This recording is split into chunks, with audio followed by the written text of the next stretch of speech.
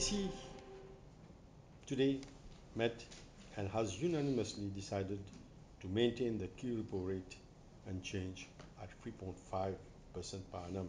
The present level of the KR is considered broadly appropriate. The MPC has carefully weighed the balance of risk to the growth and inflation projections over the forecast horizon to reach its decision today.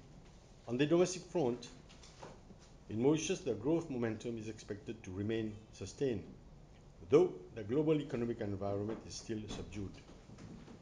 The domestic growth performance has been resilient as consumption and public investment in key infrastructural projects provide the necessary impetus to economic activity.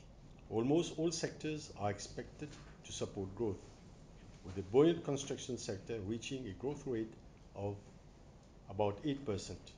The unemployment rate has been on a broad declining trend in the past few years, with a year-on-year growth of 4.7% as compared to 4.2% in December 2018. The current account deficit is expected to increase in 2019. The current account deficit to GDP ratio is estimated to rise from 5.8% in 2018 to 5.9%, excluding the purchase of aircraft in 2019. The exchange rate of the rupee moved broadly in line with international trends and domestic market conditions.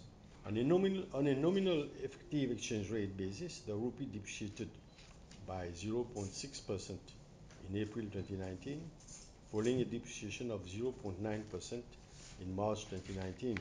The banking sector remains stable.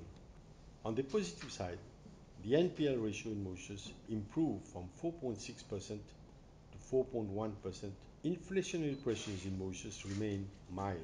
Subdued global economic activity, low global inflation, and moderate domestic demand conditions are keeping inflation pressures at bay. Year-on-year inflation, however, moved into positive territory to stand at 0.6% compared to negative 1.4% in March 2019.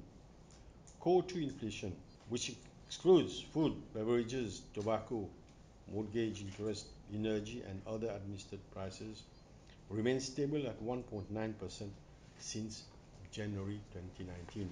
The revised projection for 2019 is conditional on the absence of a major supply shock and any change in administered prices. 2020 inflation is forecast at around 2%. The IMF said that the bank's monetary policy stance is broadly appropriate at the moment.